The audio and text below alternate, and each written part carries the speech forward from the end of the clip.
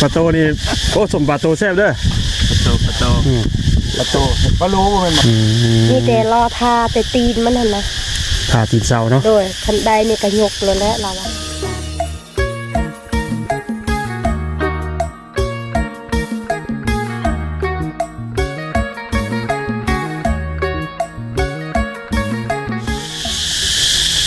กาทักทายสวัสดีและสบายดีเด้อพ่อแม่พี่น้องจีเบิร์ดทุกคนเป็นทางฝั่งไทยฝั่งลาวต่างประเทศท่านนวกะยินดีต้อนรับเข้าสู่ช่องหนวดพาเพลินคือเก่าน้องพี่น้องน้องพี่น้องกับวันนี้ก็ได้เข้ามาหาทั้งเสาค่ำน้องพี่น้องกับบ้านห้วยน้ำยึงพี่น้องเลยอยู่เมืองเซโปนแขวงซอนตะเกียบเนาะพี่น้องมาอัปเดตเป็นอีกให้พี่น้องเบิ่งกันชมกันอีกเทื่อเนาะพี่น้องขั้นตอนเฮ็ดเพื่อเฮ็ดซ่านเพิ่นพี่น้องไว้เนาะว่าไปฮอดใส่เนาะกะมื้อนี้สร้างเพิ่นบ่ได้มาพี่น้องเนาะเพราะว่ามาเพิ่นก็บ่มีได้เฮ็ดพี่น้องเพราะว่าคือเสาเนาะอันน่ะมันตีนเสาเนาะพี่น้องนะว่าตีนเสาเพิ่นมีขาตีนเสาเนาะเพราะว่าได้ยินทางลุงเพิ่มก็ว่าอีกน่าจะเป็นอีกประมาณมื้อ2มื้อเนาะตีนเสาสิมาเพิ่นน่ะถ้าว่าตีนเสามากกับแม่คือสิได้ดำเนินการยกย่อเลยแหละตามเบิ่งเนาะเพราะว่าตอนนี้ก็ยังอยู่ระหว่างรอพี่น้องวดเนาะพี่น้องเนาะทำไมกับได้ขึ้นตั้งเป็นโค้งหางเนาะพี่น้องเพราะพอไม่กะคืออยู่ข้างหลังนี่ครับเป็นแป้นเป็นไม่ชงไม่เส้นเนาะพี่น้องเนาะแต่กะยังอาจจะว่าเงินสร้างคนว่าบ่พอหรอกเนาะแต่กะอาจสิบ่หลายเนาะว่าซั่นซะเนาะแต่ว่าเรื่องวงกบนี่ตำรวจยังบ่แน่ใจเนาะพี่น้องเพราะว่าต้องถามเพิ่มเนาะว่ามันได้หรือบ่หรือมีงบหรือบ่ได้เนาะเรื่องงบประมาณมีเข้ามาหรือบ่เนาะหรือว่าเป็นมีแต่เพิ่นท่านได้ซื้อหรือว่าจังไดเนาะนี่ก็เราถามเพิ่นเราพี่น้องฮู้แต่ว่าส่วนที่เป็นไม้เส้นน่ะบ่พอนี่ล่ะคือฮู้แล้วพี่น้องเนาะก็สิขาดเรือหลายอย่างอยู่นะเนาะพี่น้องเนาะเขาว่าเรื่องขาดเรือกันเนาะเฮาได้แต่กะเดียวไปเบิ่งไปส้มเนาะไปโอบไปร่วมกับสาวคำกันเลยเนาะว่าลูกผมมาแต่เฮียนบ่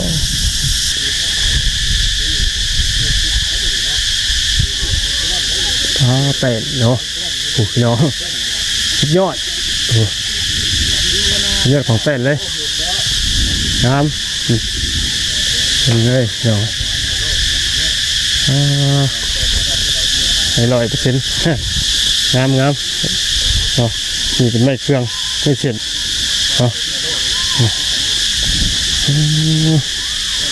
เปิดจักจันพี่น้องเสียงสนั่นวันไหวอยู่ลายดีแผ่นจักจันนี่แหละนี่ยังเป็นโค้งหางอยู่สร้างขึ้นมากับขึ้นจังหวะเนาะประเทศอย่างพี่น้องนี่แต่ถาย่อถายุกเนาะก็ตีนเสาพี่น้องใส่แล้วใส่น็อตเป็นนาทีเรียบร้อยเนาะนับขันยึดไว้อย่างดีเลยนะยุกไม่เป็นแน่นอนขนาดเลยพี่น้องเลยไม่ต้องไว้จะเป็นเวลายกไม่ได้ยังคิดว่ามันโยกมันเยกบ่ย่านเลยเนาะ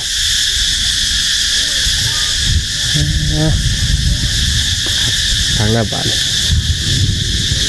เปิดผ้ามาขี่กันมาอยู่ทางนี้คิดว่ามองกันมาขี่ตะไคร้ได้นี่นะปลาตัวพาขี่กินยังไงนี่มาเราบ่อยากนอนมาเด้อนอนยากโดยสบายดีเด้อทางนี้เด้อโดยสบายดีเด้อเอาลูกนะลายเต๋อเนี่ยเอาสิให้นี่บัดเลยเนี่ยใส่บัดเดียวเด้อบัดเดียวแล้วบ่จ้ะบัดเดียวเลยเอาพี่น้องมา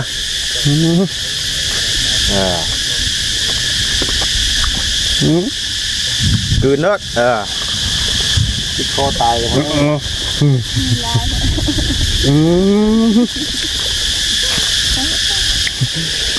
คือบังคับบ้านที่เข่าจำประเด็กจะแซ่บได้แซ่บขับบางเงี้ยวคือแซ่บเบิดเกือบเงี้ยวใช่ค่ะติดเขาใช่ปะเดี๋ยวสบายดีเด้อทางนั้นเด้อเขาเดี๋ยวสองคำเป็นนึ่งข้าวบ่นะเป็นใบเนื้อช่วยเขาดิเขาอ่ะนะเป็นใบเอิญหนึ่งเขา ไปถามว่า1เข้าใหม่บ่นะ สบายดีเด้อ เลยตอนนี้ คิดข่าวเจ๊ร่มดีเลยอย่าลืมเลยลืมช่วยแล้ว ต้มไข่ ข่าวห่านแล้วเอาข่าวเรามาเลย ต้มไข่สิมากินกับส้มแง้วเลยเนาะ มาแล้วมากินข่าวแล้วไปยิ้วข่าว บ่ ไปใช้กินห่านนั้นดีนี่กินเลยเมื่อ ว้าวตัว ไอ้ช้างมันกับโบยูคนบดเบียกเฮ็ดแหละ เนาะทางมันบ่อยู่พี่น้อง ได้หรอ เอ้าเกี่ยวเพิ่นมาแต่โรงเรียนมาว่าซั่นนี่ แล้ว โดยสบายดีเด้อ โดยสบายดี โดยเนี่ย ดูดีหัวน้องดูดีเนาะเป็นปะเป็นปะที่เจ้าดูดีปะ โดย ไปเกิด กินเข่าดิกินไม่โดกนะกินไม่เข่า เบิ้ลล่ะอะไร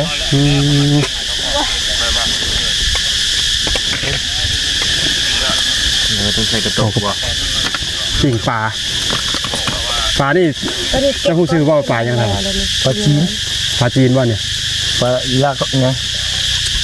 ปลายัง คล้ายๆอันปลา ไม่ต้นหรอกปลาจาระเม็ด คล้ายๆเนาะหักแต่โมเมนเนาะ ปลานี่ปลาเพื่อนมาปลาเนี่ย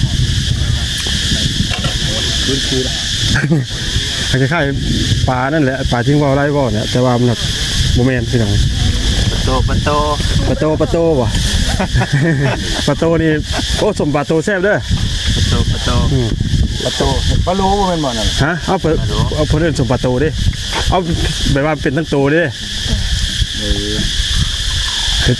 กินไม่หอกินไม่ก็แล้วแต่ช่องนะ กินกับเขาเด้อ ทั้ง กินสมไรเจ็บท้อง สาวงคือนี่ข่าวว่าจะไปเฮ็ดเรียกหรือบ่ โดย มา สบีเด้อทาบาบุญเนาะ มันได้ถ้วยไปทั้งนั้นกันเราจะกิน ไปเฮ็ดที่ใช่น่ะ บ่บ่ กินปะ บ่ไม่อยู่หลังกินแล้ว เอาเตะ เขา ก้น ต้มไก่เขาตัดต้มไข่ เตะก้น โอ้บ่ได้ไปหมู่เก่า ไปกินตาต้มไก่กินเตะก้น ไปก็ไปเบิดนี่นะ บอสตอนนั่งอยู่นั่งไม่ไป ตัดต้มไก่บ่ ตาต้มไก่ก่อน ไปอยู่ใกล้บ้านเนาะ โดย ให้ดำ ไปเด้อไปเวียกกลับมานอนเฮือนก็ได้เนาะก็ไปเฮ็ดเวียกกลับมานอนอยู่เฮือนก็ได้เนาะพอมันอยู่ใกล้ รถแล้วก็เที่ยวแต่ว่ามีบ่มีรถเขานอนอยู่พุ่นเลย ๆอืม ว่างๆก็ซื้อมาบ้านก็ได้มันอยู่ใกล้ๆบ้านนี่เด้ บ่ ไม่ไม่มูกินเนาะ ใกล้เนาะใครอยู่ครับลงเขาคำมันเป็นอย่างเราทั้งนี้ของครัวเพิ่นเนาะยุยหลังคาอยู่ จากหน้าเพจยังไงนะ ก็คือยังได้แซ่บไข่ แผ่นอนาแสงโซลาร์เซลล์บ่นี่นะปกพาไปง่ายแล้วหน่อยเนาะ ยังไม่ทันได้โพสต์ หวดมวยพี่น้องเว้ยมวยนี่มวยหนึ่งเข่ามวยอันต่อยกันสังเวียนเวทีเนาะนี่เป็นมวยหนึ่งเข่าพี่น้องเว้ยเป็นมวยทั้งวันทั้งวันเป็นมวยกันคือว่าหวดเป็นอีกแบบหนึง มวยไทยบ่มวยมันต้องยกไข่บ่ไร เป็นว่า ขวดมันต้องให้คอย ได้ลงสม คือวันยกของข่อยนะเอาเวลาจะว่าข่อยก็มีมวยของข่อยคือกันแมน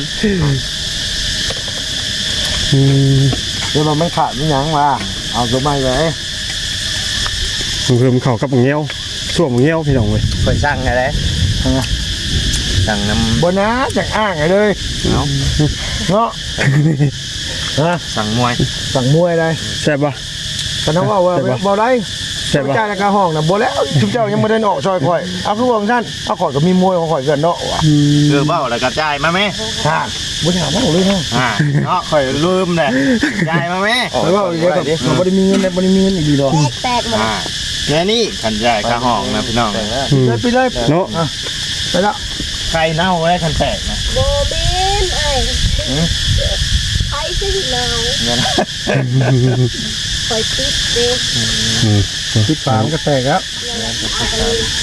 ไฟแห้งปิดฝาแตกแล้ว ได้อยู่ดอกสัน ต้มไข่นี่จักประมาณจักนาทีจ้ะปะ 3 ถึง 5 ที่ก็พอละ โอ้ถ้าเขาต้มเขาลวกเป็นไข่ลวกเลยเหรอ ไข่ลวกนะไข่ลวกประมาณ30 วิน้ำ น่า หน้าที่เดียวก็พอ 30 วิถึงนาทีนึงเนี่ย อันไฟอันน้ำเดือดนะอันน้ำห้อนนะ ให้น้ำมันร้อนค่อยถิ่มลง แล้วเนี่ยเอาชิดน้ำปลาอันตักน้ำเปรี้ยวใช่ มาบ่นี่ มันอีกแล้วไปล้างมือก่อน เอาบ่น้ำปลาแดกเนี่ยใส่สั่ง บ่นะนี่ใส่ ไป น้ำ ละ มันก็คือ สนางบ่ได้ไปบ่เป็นเวียงบ่ได้ไปสนางคือมื้อนี้คือเสาใช่มื้อนี้ฮะคือบ่หาวมื้อนั้นจึงใส่เมื่อยมื้ออันกินดองงานดองบ่ฮะ เคยเป็นดิ เนาะเมื่องานดองออกกำลังกายหลายโพดงอมเลยบัดนี้ บ่น้องหลายได้หน้าเขาบ่เห็นมาแบบเขาบ่เต้นให้เบิ่งได้ เอาอันนั้นเพิ่นเต้นเป็นงานดองเนาะเพิ่นกับเมื่อยเป็นธรรมชาติเนาะเนาะเต้นน้ำเจ้าสาวพี่น้องเอ้ย เจ้าสาวหมู่เดียวกันปะ เดี๋ยวค่อย ฮะ ค่อยเดียวกันค่อย รุ่นเดียวกันเด้ โดย เพราะว่าเพิ่นยังแบบอยู่ไปขึ้นชอบแจ้งได้ซะเนาะ ชายปากเลยมันแม่กระปุกใช่สุกค่ะ ไฟมานอนนี่นี่ แม่เท่า อ๋อ คนมานอนน้ำเสียงทำเลย มีตู้นอนนี่ตินอนอยู่ผู้เดียวแล้วนี่นะ โดย เอาแต่เจ้านอนใช่ค่ะ ให้ลูก อืม โดนอยู่ นอนอยู่กระต๊อบนี่บ่ เท้าครับนอนอยู่นี่ไม่เท่าห้องนอน เนาะ โดย นอนถามได้เฮือนใหญ่เฮือนใหม่โอ้ยัน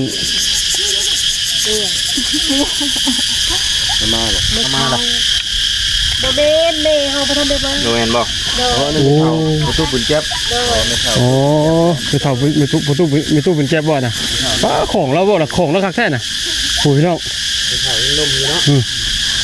ของเราเป็น เข้าวัดลูกเคยวัด อันนี้เป็น เข้าก็ไม่เข้าอีก หม่องสำคัญเพิ่นเนาะมันใครอยู่หม่องนี่หม่องอันในตู้เพิ่นนอนที่ยันแต่งูตัวขี้เข็บที่ลงมาจากอันแล้วไต่ขึ้นเนาะเพราะมันเป็นพื้นดินเนาะ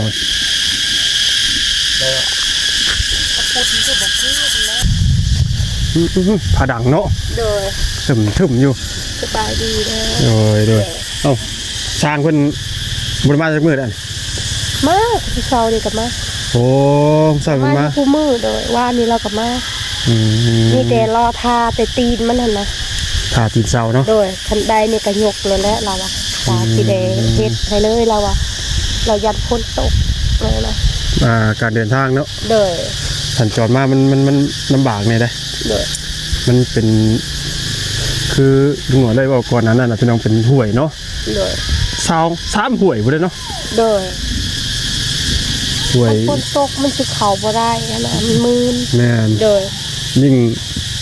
เสียเจอแกของนักนี่รถนี่แทบไปบ่ได้เลยแหละเมินเนาะ เราแบบอยากยกแบบตัวใดบ่พอเราก็ยังสิว่าไม่เนาะ เราสิได้ฮู้เนาะ โดยเราสิได้ฮู้ขนาดความหมายเรา อืม เราก็มาอยู่คู่มืออื่นบางเทื่อเราว่าสิไปดอง อืม ไปดองอยู่เวลาเหรอบางเทื่อก็มือฮื้อพวกเรามาแล้วว่าเพราะว่าได้ยินแล้วหมู่เราโทรหาอยู่ก็จะมาเฮ็ดเฮือนนี่นะไปเฮ็ดซอยลาวนะ อ๋ออันลูกมือเรา โดยลูกมือก็ ทีมงานเพิ่นเนาะ โดย ท่านจ้ะ ทีมงานน่ะ